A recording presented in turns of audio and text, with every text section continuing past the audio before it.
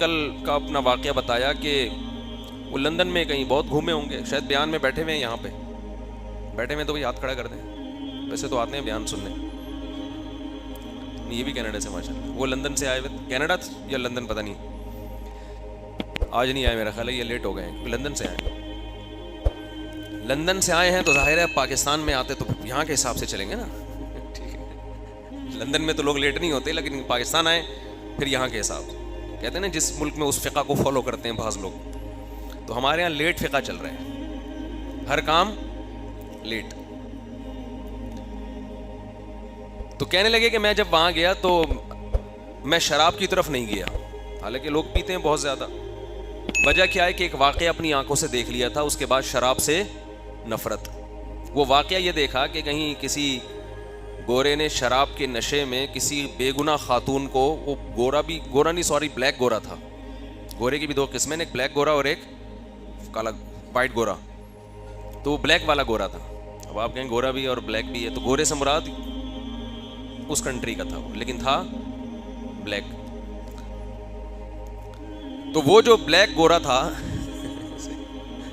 اس نے نشہ پیا ہوا تھا, تو ایک خام ایک لڑکی کے پنچ مارا, اس بیچاری کے سامنے کے دانت وہ زندگی بھر ہنسنے مسکرانے کے قابل نہیں رہے. اب جب بھی وہ مسکرائے گی کسی سے دانت ادھار لے گی, مسکرا کے واپس رکھ دے گی. اب آپ آج کے بعد اس کے اپنے دانت نہیں. کہہ رہے مجھے بڑا ترس آیا اس لڑکی کے اوپر, بے گناہ بیچاری ہے, وہیں جا رہی ہے اور یہ نشے میں اٹھا پھوڑ دیا اس کو. تو میں نے ان سے کہا جب انہوں نے واقعہ بتایا نا, میں نے کہا دیکھو ہمارے ہاں لوگ اس کو تو دیکھتے ہیں کہ قانون کتنا مضبوط ہے, کہ جس نے نشے میں مکہ مارا ہے, نشے میں مکہ مارا ہے, پولیس اس کو پکڑے گی, رشوت لے کے چھوڑے گی نہیں. ہمارے ہاں جو نیگیٹیوٹی ہے, سوری جو نیگیٹو بات ہے, کہ ہمارے ہاں اگر کسی نے بغیر نشے کے بھی مکہ مار دیا ہو تو دیکھا جائے گا کہ مکہ مارنے والا ہے کس لیول کا آدمی. بڑا آدمی ہے تو ایک اور مکہ لگا دو آپ, چھوٹا آدمی ہے تو 6 مکے اور بھی اس کے کھاتے میں ڈال دو جو اس نے نہیں مارے. یعنی جتنے دانت ٹوٹنے کے کیس آئیں گے نا, اب قیامت تک کسی کے کھاتے میں, اس مجرم کے کھاتے میں جائیں گے. وہ جہاں بھی پولیس کو کوئی بغیر دانت کا نظر آئے گا, پولیس بلائے گی, ہاں بھائی کس نے توڑا, کہ پتہ نہیں, لے آؤ یار وہی ہے نا, وسیم کو اٹھا کے لاؤ بھائی وہاں سے, اس نے فلاں خاتون کے دانت توڑے تھے, لہذا اس کے بھی کس نے توڑے ہیں, وسیم نہیں توڑے ہوں گے.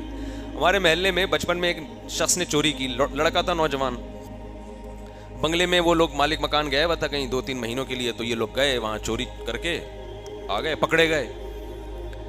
بعد میں اس نے توبہ کر لی, تو مجھے ملا, کہہ رہے ہیں مفتی صاحب میں نے توبہ کر لی ہے, لیکن پولیس والے مجھے توبہ کرنے دے نہیں رہے. میں نے کہا کیوں؟ کہہ رہے یار اب جہاں بھی کہیں چوری ہوتی ہے سب سے پہلے مجھے اٹھا کے بلا وجہ چترول لگا کے اکھلواتے ہیں کہ تو نے تو نہیں کی, پھر ثابت ہو جاتا ہے نہیں کی تو چھوڑ دیتے ہیں. کہہ رہے وہ چترول تو سمجھ میں آ رہے تھے, یہ والے کس کام کے چترول ہے بھائی؟ جہاں چوری ہوگی پہلے احتیاطاً احتیاطاً 8-10 چترول ہمارے لگتے ہیں. تو کہہ رہے ہیں یہ تو مجھے چور بنا رہے ہیں کہ یار جب میرے لگنے ہی ہے, ہر محلے کی چوری میرے ہی کھاتے میں ڈالنا ہے, تو پھر یہی کام شروع کر دو. خیر میں نے اس کو سمجھایا, اللہ کے بندے آخرت کے چترول اس سے سخت ہیں. تو یہ نیگیٹو چیز ہے ہمارے معاشرے میں کہ مجرم کو سزا نہیں ملتی, بعض دفعہ وہ چھوٹ جاتا ہے وغیرہ وغیرہ.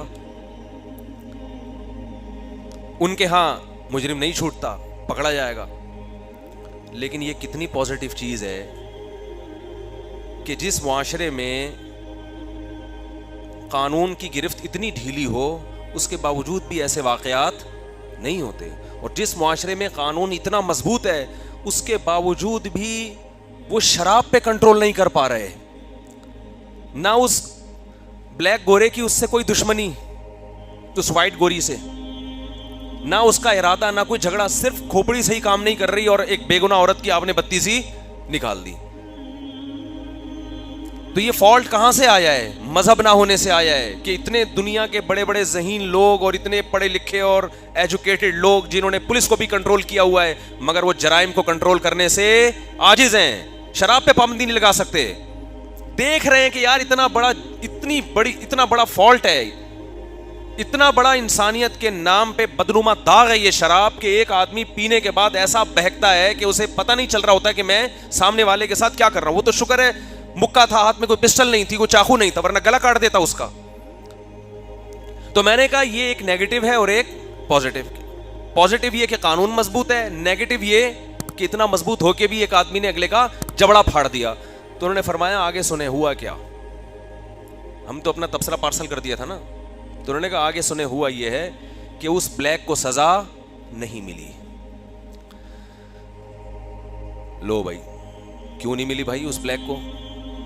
اس وائٹ بلیک گورے کو سزا کیوں نہیں ملی؟ اس لیے کہ وہ تو نشے میں تھا, اس کا قصور نہیں, جان کر تھوڑی کیا, اگلے کے دانت بھی گئے. یہ جب انسانی عقل قانون بناتی ہے تو اس کا یہ حال ہوتا ہے.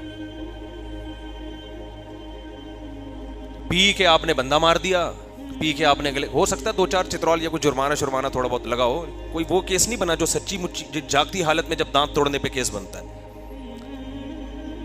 اسلام میں آپ شراب پی کے کوئی جرم کریں یا بغیر شراب کے کوئی جرم کریں, دونوں میں کوئی فرق بولو نہیں ہے. آپ نے نشے میں بندہ مار دیا تو شریعت کہتی ہے کہ جس بندے کو قتل کیا ہے اس کے وارثین آپ سے قصاص لیں گے, بالکل اسی طرح جیسے شراب کے نشے کے بغیر کسی نے بندہ مارا ہو. اس لیے کہ فقہا کہتے ہیں کہ ٹھیک ہے ابھی اس کا دماغ کام نہیں کر رہا تھا, شراب پینے سے پہلے تو دماغ کام کر رہا تھا نا, کہ میں پی کے کچھ بھی کر سکتا ہوں. بات آ رہی ہے سمجھ میں؟ ابھی دماغ کام نہیں کر رہا ہے کہ بندہ مار دیا اس نے.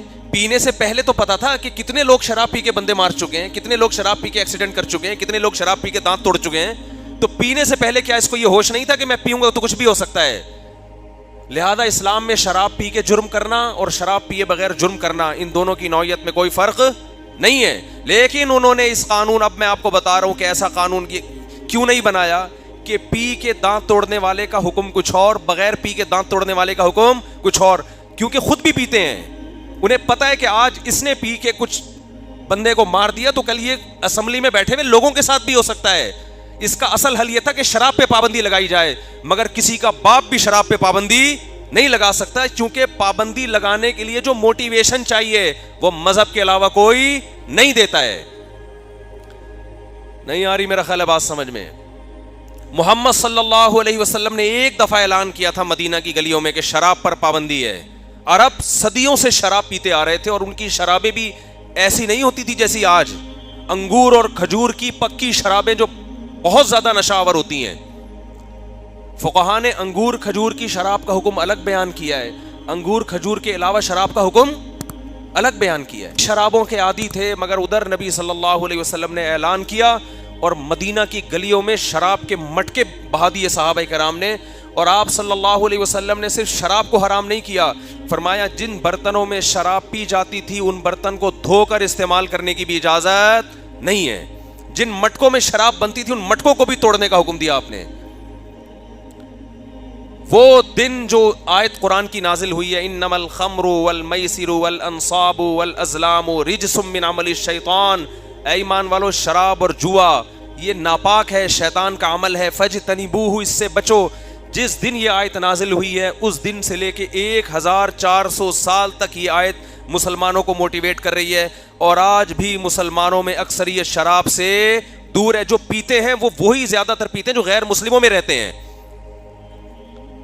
جو وہاں سے خراب ہو کر آتے ہیں.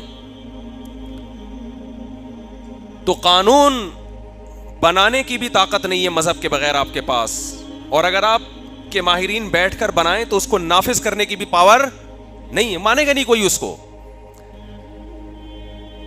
یہاں میں ایک فقہی مسئلہ بھی بیان کر دوں کہ اگر کسی نے شراب پی کے بیوی کو طلاق دی تو طلاق بھی واقع ہو جائے گی. طلاق کے مسائل میں جتنا اسلام کے ساتھ مذاق اڑایا جا رہا ہے نا, میں سمجھتا ہوں اتنا کسی اور حکم میں مذاق نہیں اڑایا جا رہا. 2 منٹ لگتے ہیں آج لوگوں کو طلاق کے بعد مسلک چینج کرنے کے لیے. ہمارے کوئی ریلیٹو کا فون آیا کہ بھانجے نے 3 طلاقیں دی ہیں بھی پچھلے ہفتے, تو سب مدرسوں سے فتویٰ لیا 3 ہو گئی ہیں تو مسلک چینج کر لیا اور پورا خاندان یا وہ میاں بیوی اہل حدیث ہو گئے. اہل حدیث علماء سے گزارش ہے کچھ اللہ کا خوف کرو. تمہارے پاس کوئی شخص طلاقیں دے کے حرام بیوی کو حلال کروانے کے لیے آتا ہے, اسے گلے مت لگاؤ, اس کو ڈراؤ اللہ کے عذاب سے کہ حرام بیوی کو حلال کرنے کے لیے آج تمہیں سمجھ میں آ رہا ہے کہ اہل حدیث صحیح ہوتے ہیں. ہم نے دیکھا بعض خوش ہو رہے ہوتے ہیں, گھر گھر جا کے اس کو اور مبارکباد دے رہے ہوتے ہیں. یہ مسئلہ بار بار بیان کرتا ہوں, اجماعی ہے, اس میں اختلاف نہیں ہے. 3 طلاقیں 3 ہی ہوتی ہیں. اس میں قرآن نے واضح بیان کر دیا, حدیث نے بیان کر دیا, بخاری مسلم کی حدیثیں اس میں, تمام صحابہ کا اجماع ہے اس مسئلے میں. کسی ایک صحابی سے کوئی ایک ضعیف سند دکھا دے جنہوں نے ایک مجلس کی 3 طلاق کو ایک کہا ہو. چاروں اماموں کا اجماع ہے. تو طلاقیں دینے سے پہلے سوچا کرو کہ میں کیا کہہ رہا ہوں زبان سے, فوراً چینج مسلک. وہ بھی بیٹھے ہوئے ٹھپے لگانے کے لیے فوراً چلو بھائی حلال ہو گئی. خدا کے غضب سے ڈرو یار, تم کانپ جانی چاہیے انسان کی روح کہ وہ کیا کر رہا ہے. حضرت عمر پہ یہ غلط الزام لگا ہے کہ انہوں نے 3 طلاق کا قانون بنایا. اگر نبی کے دور میں